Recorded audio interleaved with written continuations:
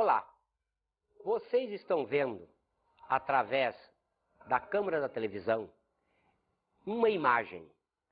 Observem, eu estou em frente a um determinado corpo que faz com que a câmera da televisão focalize algo que para ela é considerado um objeto.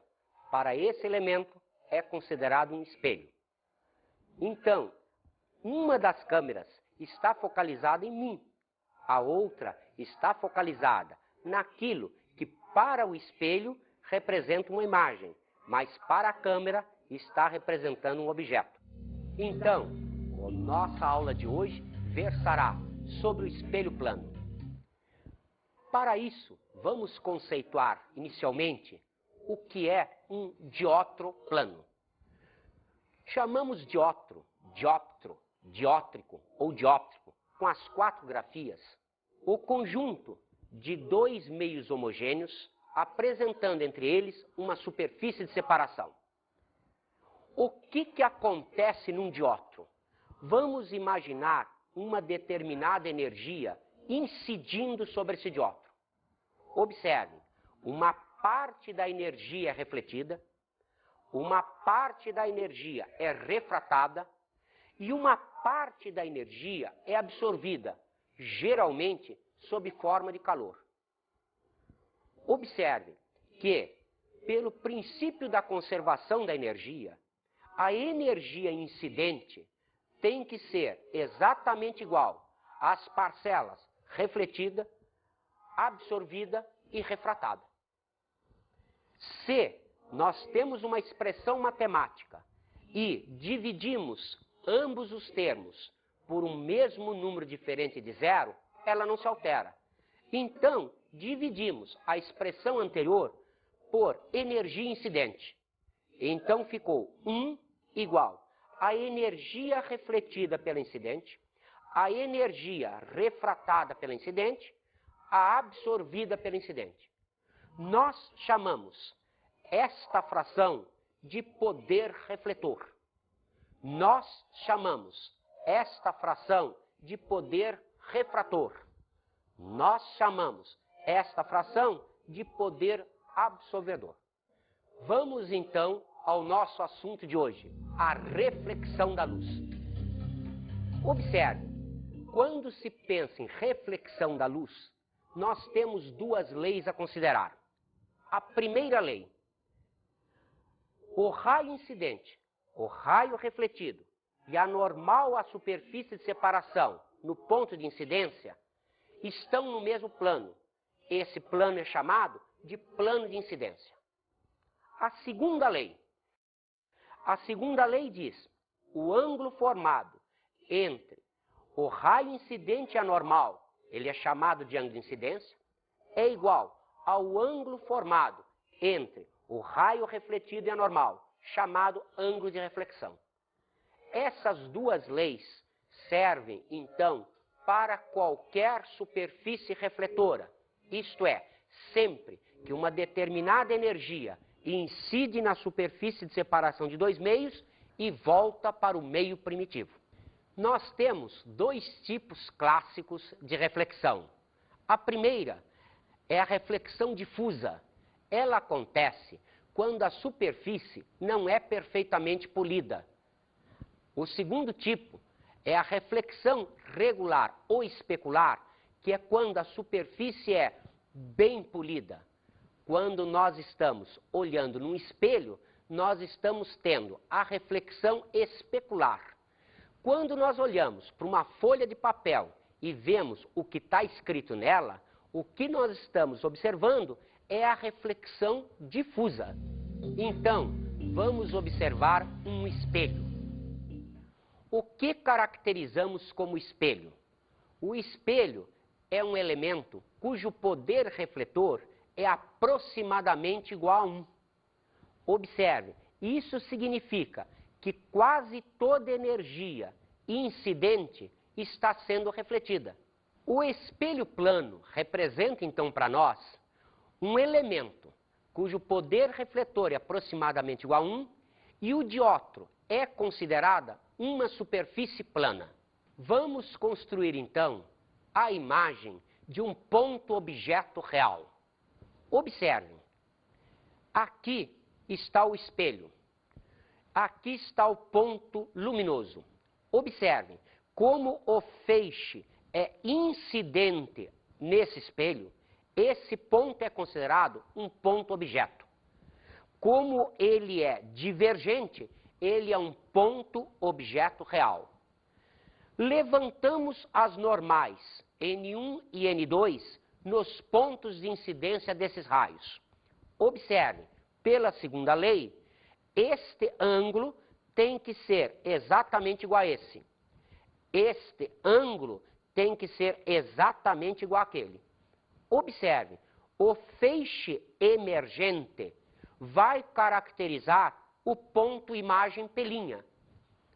Também, esse feixe emergente é divergente. Se vocês se lembrarem daquela tabela, vocês se lembrarão que feixe emergente e divergente caracteriza um ponto imagem virtual. Vamos então agora observar a construção de um ponto-objeto virtual. Observe, outra vez, aqui está o nosso espelho, só que agora o feixe incidente é este. Perceberam? Ele é incidente, caracterizando esse ponto como ponto-objeto. Ele é convergente, caracterizando esse ponto, lembram-se da tabela? Como um ponto-objeto virtual. Outra vez, levantadas as normais, observamos que este raio tem esta direção de saída porque, pela segunda lei, obrigatoriamente os ângulos são iguais. Da mesma maneira, para esta normal, esse ângulo será obrigatoriamente igual a esse. Então aqui, visto o feixe emergente, localizamos o ponto pelinha, que é a imagem dada pelo espelho. Observem, o ponto pelinha é a imagem porque está vinculado ao feixe emergente.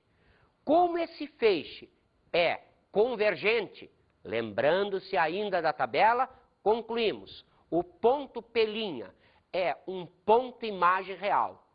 Perceberam que nos dois casos, a distância do objeto ou a distância da imagem até o espelho é a mesma? Dizemos então que a imagem em um espelho plano é sempre simétrica do objeto em relação ao plano do espelho. Isto é, se o ponto-objeto está a 2 metros do espelho, a sua imagem vai estar a 2 metros desse espelho. Vamos agora construir a imagem não de um ponto, mas de um objeto extenso. Ora, um objeto extenso é um conjunto de vários pontos luminosos. Então, o que nós vamos fazer? Vamos construir apenas as imagens dos pontos extremos. E depois, vamos unir esses pontos extremos, construindo então a imagem do objeto. Observe, construímos primeiramente a imagem, a linha do ponto A. Como nós sabemos que ela é simétrica do objeto em relação ao plano do espelho, basta levantar-se uma perpendicular ao espelho e considerarmos a mesma distância. Repetimos o processo para o ponto B, extremidade do objeto.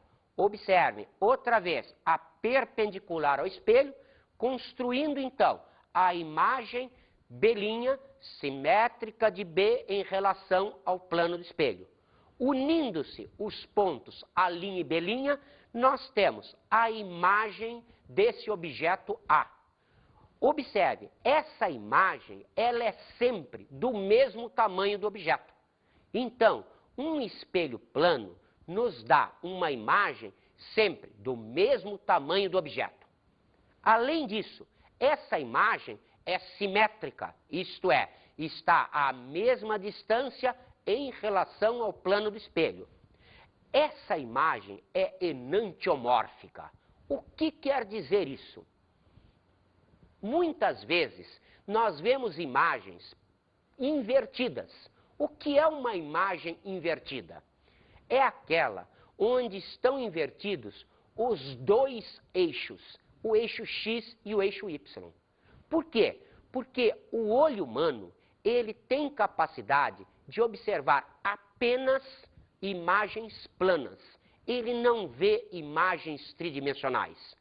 O cérebro, que através de uma interpretação da visão biocular nossa, é capaz de dar uma ideia do tridimensional. Então, o espelho plano, o que ele faz é inverter apenas um dos eixos. Por exemplo, você, quando está se penteando com a mão direita na frente do espelho, você se imagina penteando com a esquerda, mas você não se vê de cabeça para baixo. O que significa isso? Foi invertido seu eixo horizontal, mas não foi invertido o eixo vertical. Vamos então agora apresentar o campo de um espelho. O que é o campo do espelho? Imaginemos que eu estou diante de um espelho. Para cada posição que nós ocupamos nesse espelho, nós somos capazes de observar uma determinada região de espaço. A região de espaço observada dessa posição através do espelho chama-se então o campo do espelho. Vamos ver então isso numa animação.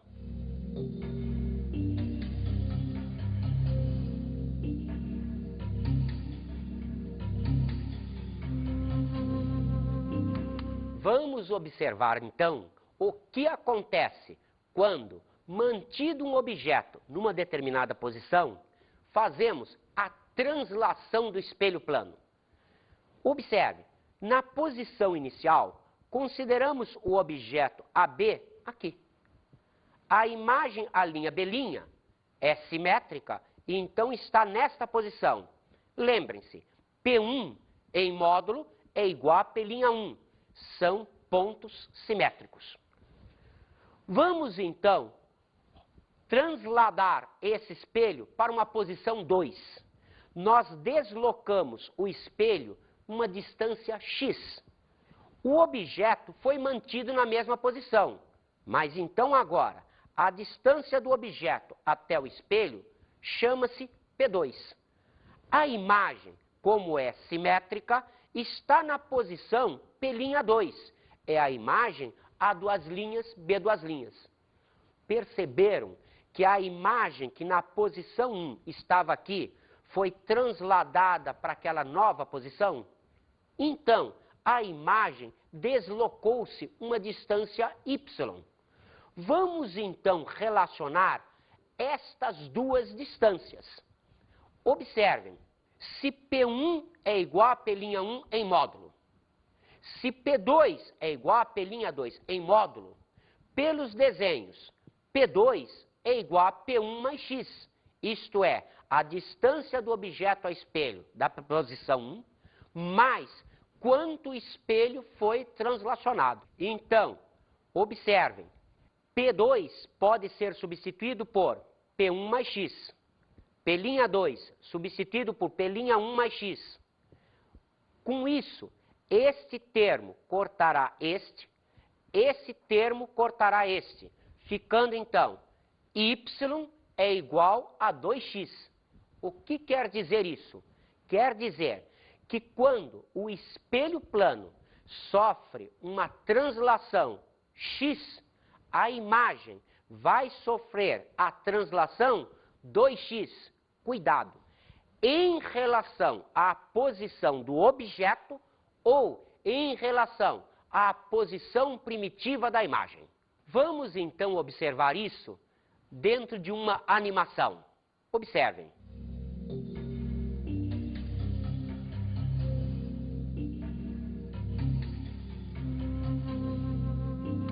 Vamos agora observar o que acontece quando um espelho plano sofre a rotação em torno de um ponto.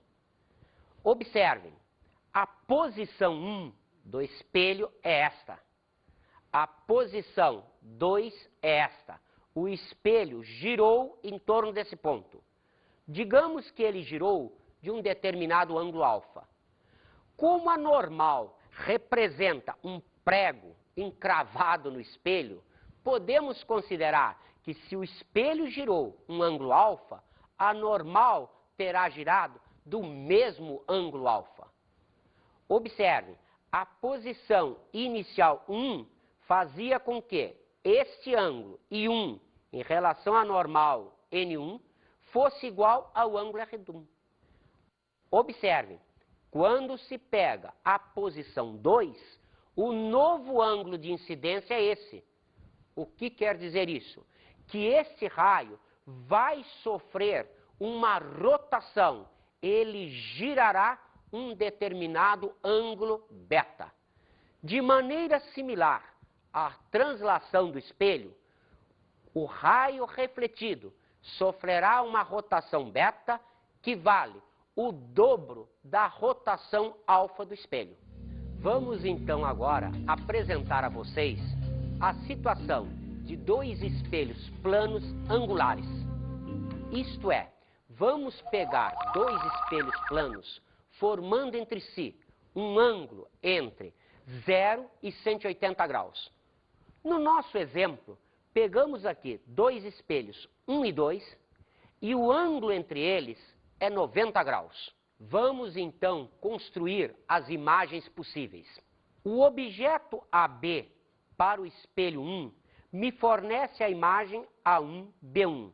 Observem, A1 é simétrico de A, então baixada perpendicular, essa distância tem que ser exatamente igual àquela. B1 é simétrico de B.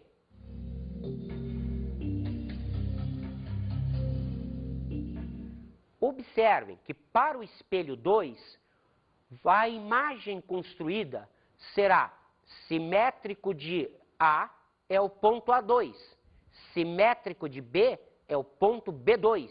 Então aparece a imagem A2B2 referente ao espelho 2.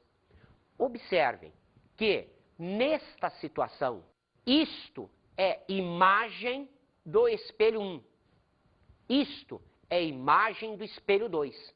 Porém, o que é imagem de um espelho pode funcionar como objeto de outro. Então, isto que funciona como imagem para o espelho 1 será objeto para o espelho 2.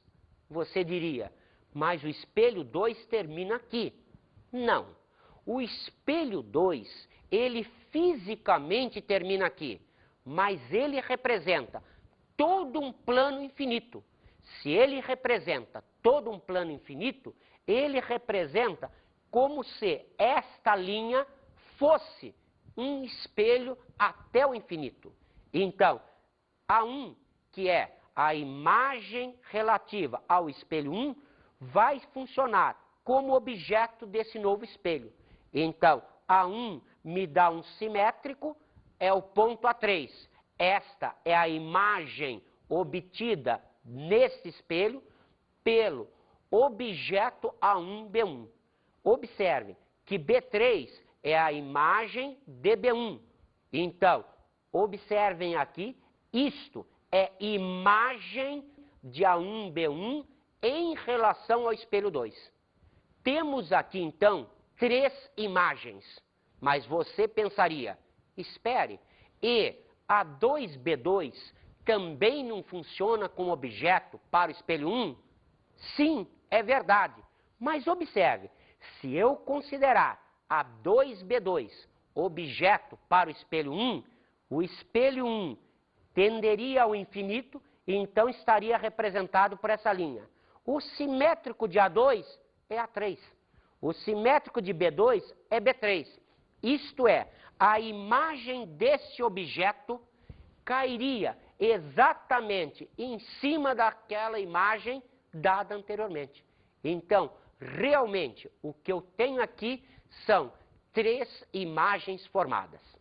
Observe que o objeto AB deu, então, a imagem A1B1 relativa ao espelho 1. A imagem A2B2 relativa ao espelho 2. E estas duas funcionaram como objetos para outro espelho, dando a imagem A3B3.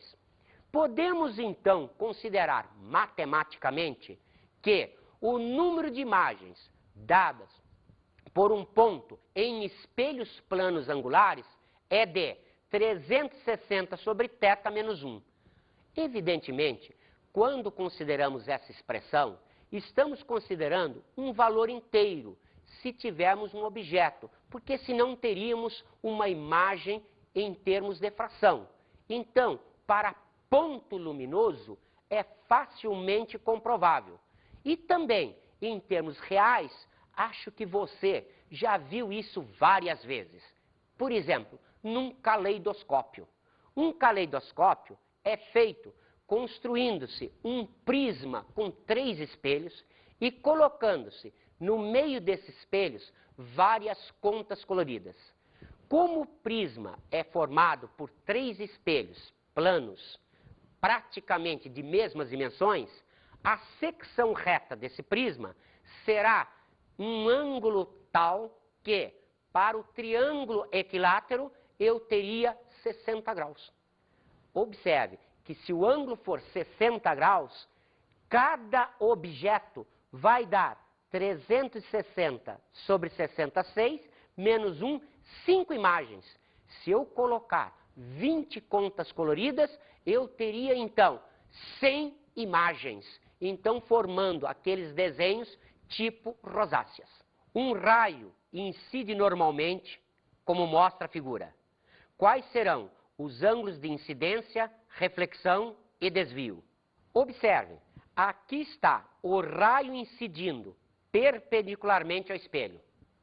Aqui está o raio sendo refletido também perpendicularmente ao espelho. Observaram que vale o princípio da independência dos raios? Um raio não vai se chocar com o outro. Vai passar um por dentro do outro como se nada tivesse acontecido. Então, pergunta-se, quais são os ângulos de incidência, reflexão e desvio?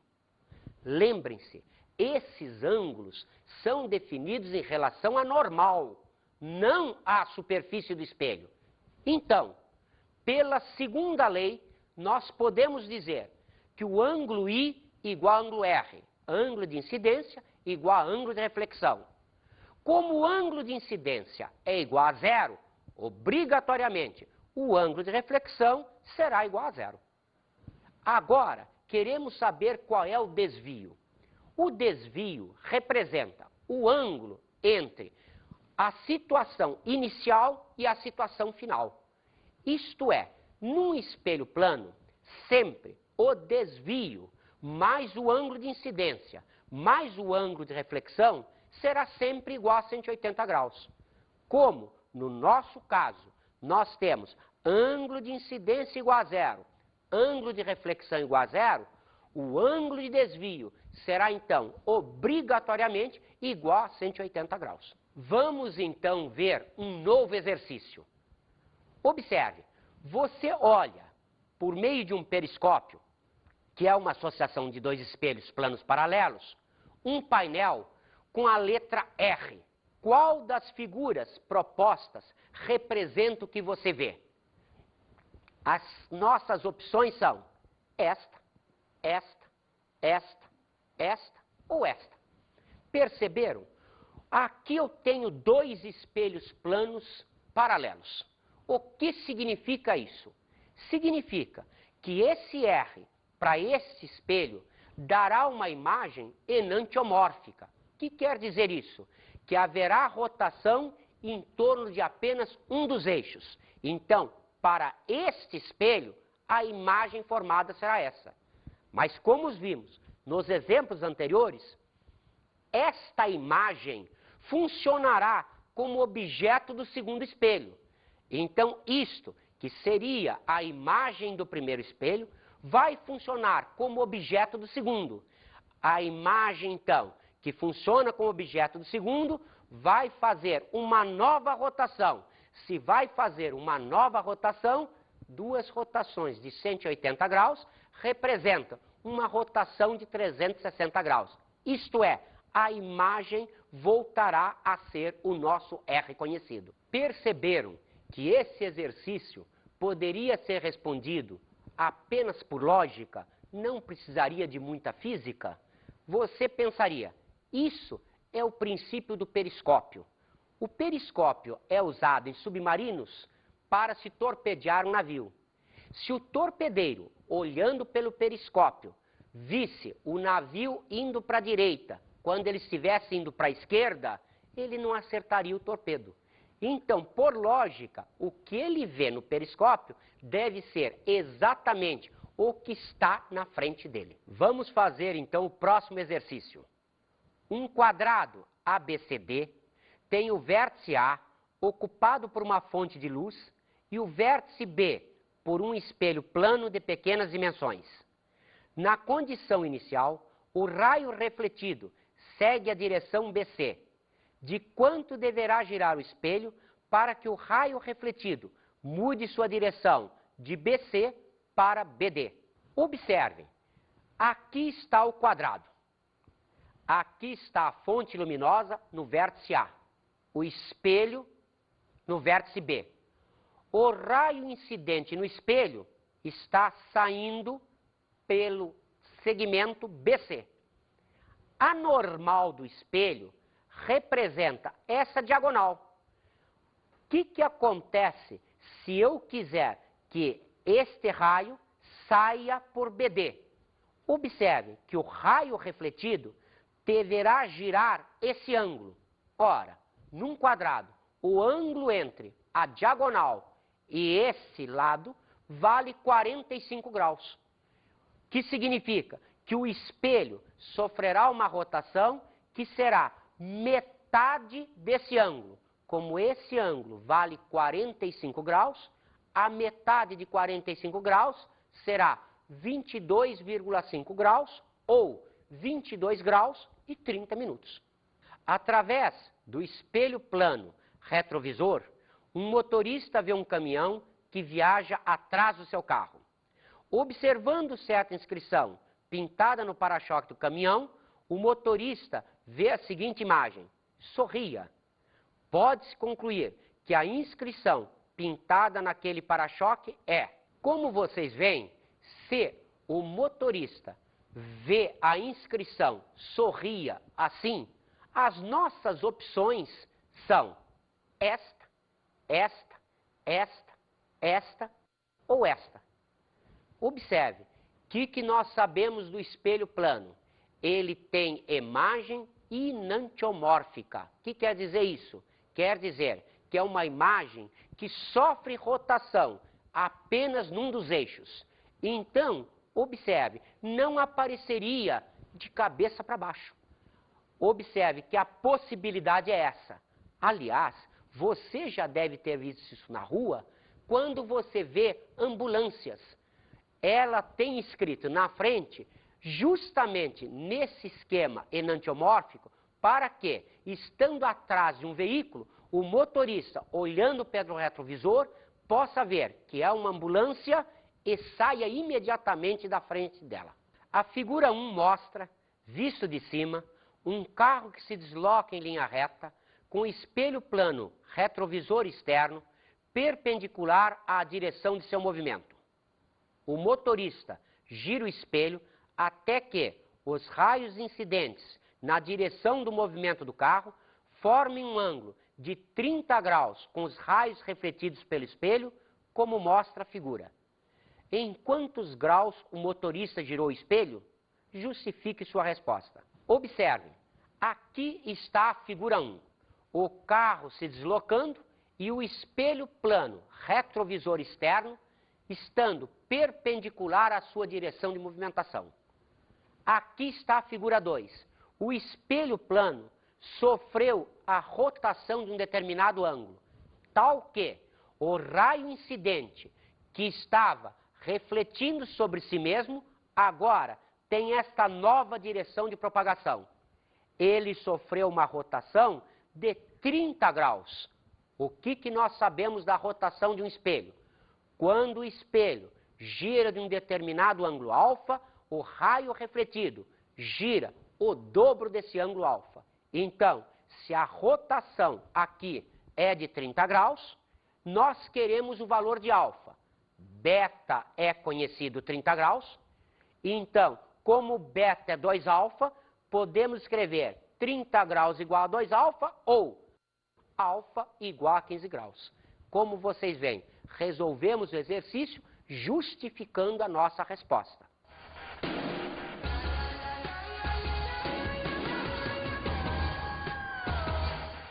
A nossa dica de hoje é que, como óptica geométrica, ela representa estudo de raios luminosos, é muito bom que você se lembre, em matemática, de triângulos semelhantes.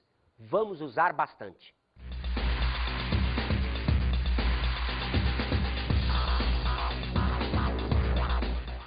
Na aula de hoje falamos sobre espelhos planos.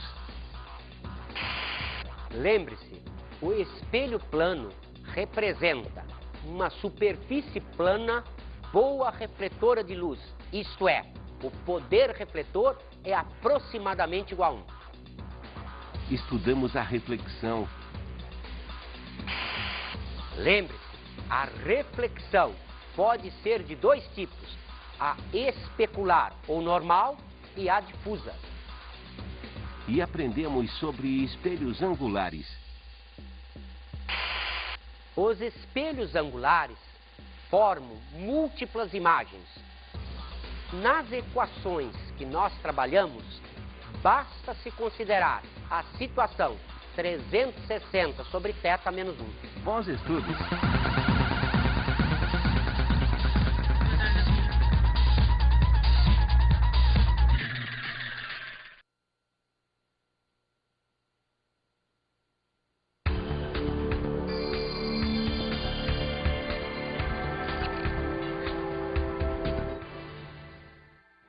Na translação do espelho plano, precisamos tomar muito cuidado para lembrar ao aluno que, quando o espelho se desloca x, a imagem se desloca o dobro, em relação ou ao objeto ou à posição primitiva da imagem, não ao espelho.